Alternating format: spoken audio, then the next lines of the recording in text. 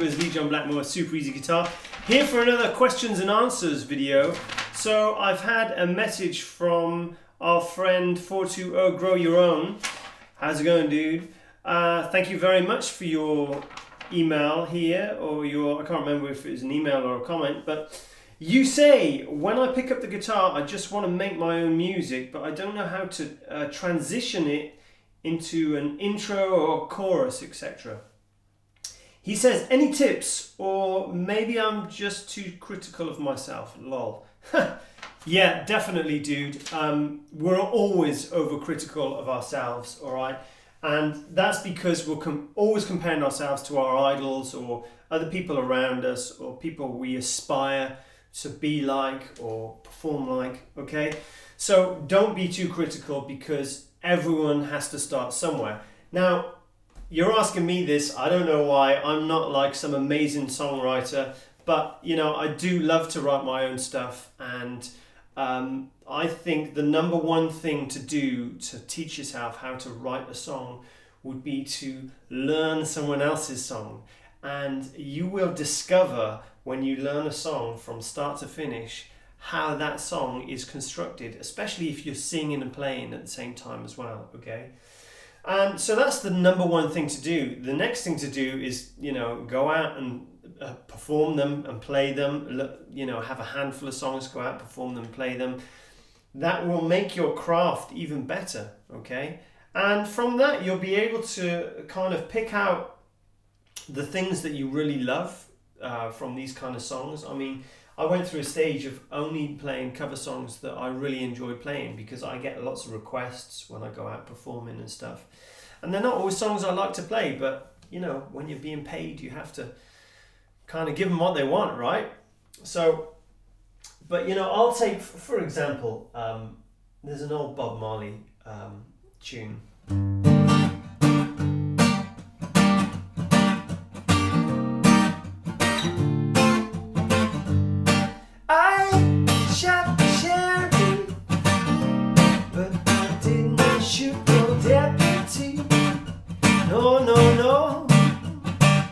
So that's like a really cool, old school like reggae tune that I love to play live. And so just taking this, you know, what I would do if I was writing my own song, perhaps I'd take the same chords, because they're like really cool chords. I've actually slightly adapted them anyway to make them sound a bit more fitting to what I do. I guess they would be something like G minor, C minor, D minor, and back to G minor. What I've done, I'm still playing G minor, but then I'm playing a C minor 7, just as a bit sweeter, and D minor 7.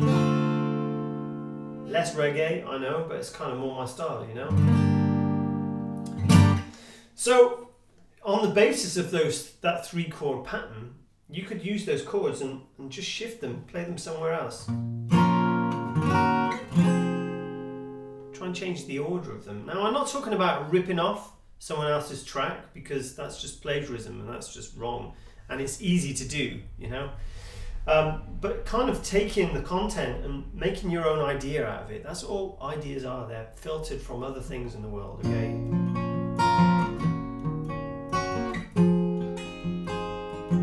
So it's just an example. And just, you know, I have no idea what I'm doing. I'm just making it up. But there you go.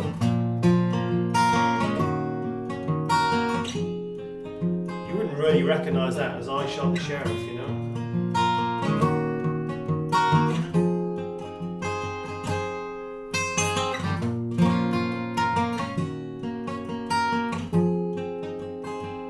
So there's just a little chord progression, and I've gone from. So I've changed the key, I've changed the rhythm around, slightly changed the chords and made it my own, you know.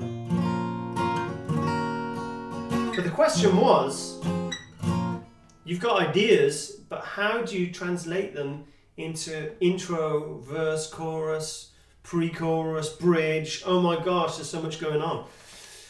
You don't actually need to worry too much about that, okay? If you've got a hook, you know, I shot the sheriff. Okay, that's kind of his. I did not shoot no deputy. That's kind of his hook, you know. It's what hooks you in. It's that memorable thing. If you've got a hook in a track, you know, knocking on heaven's door.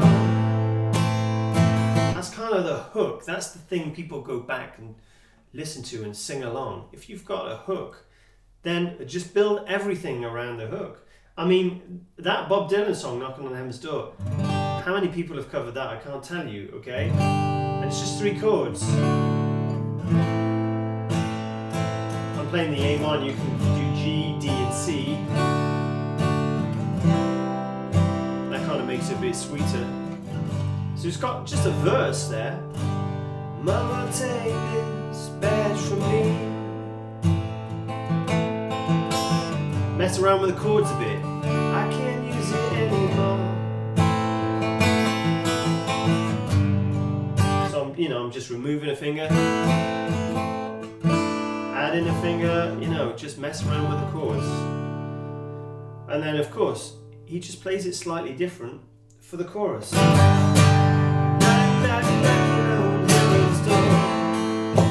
So in the verse, you could have like a finger picking type thing going on.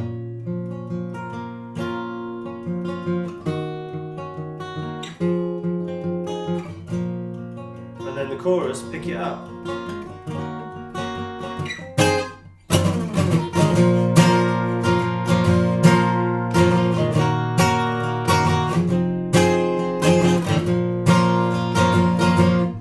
So if you've got a chord pattern with a hook, you don't necessarily need an intro, you don't necessarily need a different set of chords for a chorus. You could just use what you have. Now, alright, so an intro, okay? For example, again, going back to that Bob Dylan, Knocking on Heaven's Door, when Guns N' Roses covered it,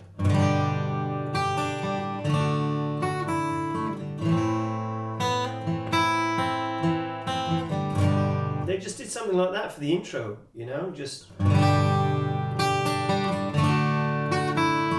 So what they're doing is playing those chords, removing, putting a little melody into it, and then when the verse comes in, Mama, take this badge from me.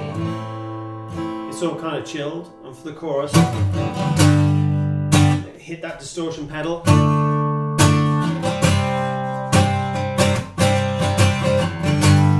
And they play the chorus heavy, exactly the same chords. So they've got an intro, they've got a verse, and they've got a chorus, okay? Also, you hear people talking about bridges in songs or mid-lates. So that's just a section in the song where it's a bit different, you get a chance to experiment and, I don't know, do something crazy, change the time signature, change the key signature. So a key change and you go up into a major or something like that. But there's no real rules, okay? If you want to write a pop song or something like that, yes, you can, have your section A, the intro, section B is your verse, section C is your chorus, and then you're going to go to section B again for another verse. So you can look up all this stuff on how to write the perfect song. But me personally, and all the songwriters I've followed throughout my life, they tend to just sit down with their instrument, like I was at the beginning.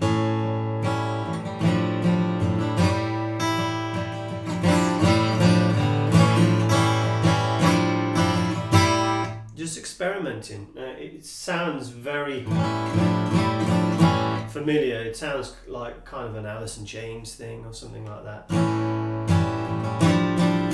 So that's something you have to be very careful of.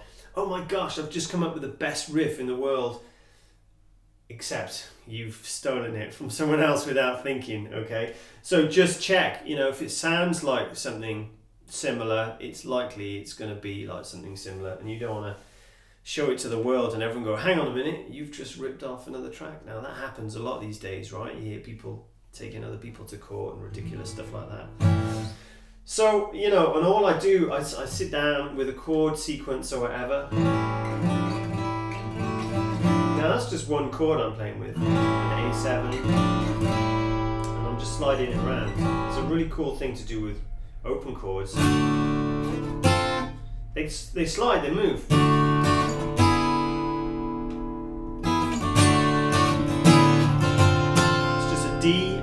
moving it up the fretboard.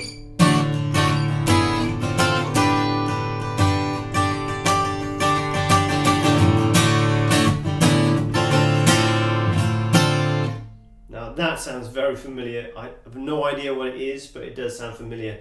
If you know, put a comment in the comment box below.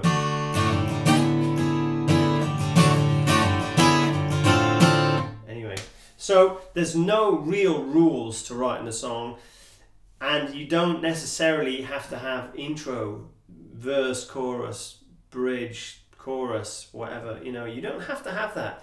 Be bold, be different. Be cleverer than the next person. Don't try and just write a pop song. Who cares about pop songs? My favourite songs in the whole world, you know, will never ever be played on the radio. And take bands like Iron Maiden that had very little, you know, radio play or coverage in their whole career, yet they're in their 50s or 60s, they're still selling out shows, still flying around the world, they're still amazing musicians. So forget pop songs, guys. If you want to write a pop song, study it, make something super simple, make something very hooky, and there you have it, you know. Why doesn't everyone write them? Because, you know, songs, they come in trends come and go. I mean, look at guys like Ed Sheeran and stuff like that. It's just a trend at the moment, but if he's going to continue to be a songwriter like that, he's going to have to change later on down the road because people's tastes change. They don't want to hear the same old stuff. So be yourself, be honest, experiment, learn some cover songs, work out how your favourite artists are writing these songs and learn from them. Try and do something similar. Me personally, you know, I love riffs. I always love riffs. You know, what I mean by riffs is...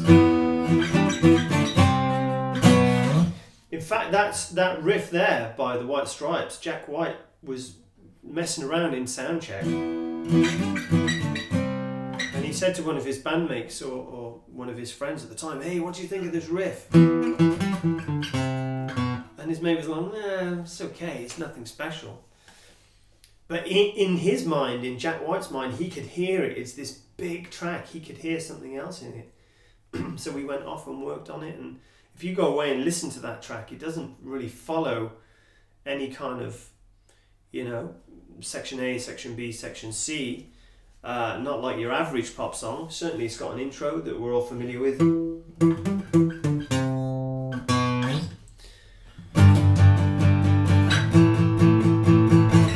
But it's an alternative song. It's something a little bit different. So, you know, find the songs you really love, work out how to play some covers, mess around with the chord sequence, make it your own, experiment, don't rip people off, be original, be honest, and let me know how you get on. I hope you enjoyed this short questions and answers tutorial, guys. Please give me the thumbs up. It really helps me with my ranking. Please send me any questions you have. I love to hear from you guys, okay? And if you haven't already subscribed, I do these lessons every week, and I'll see you again the same time next week. Enjoy.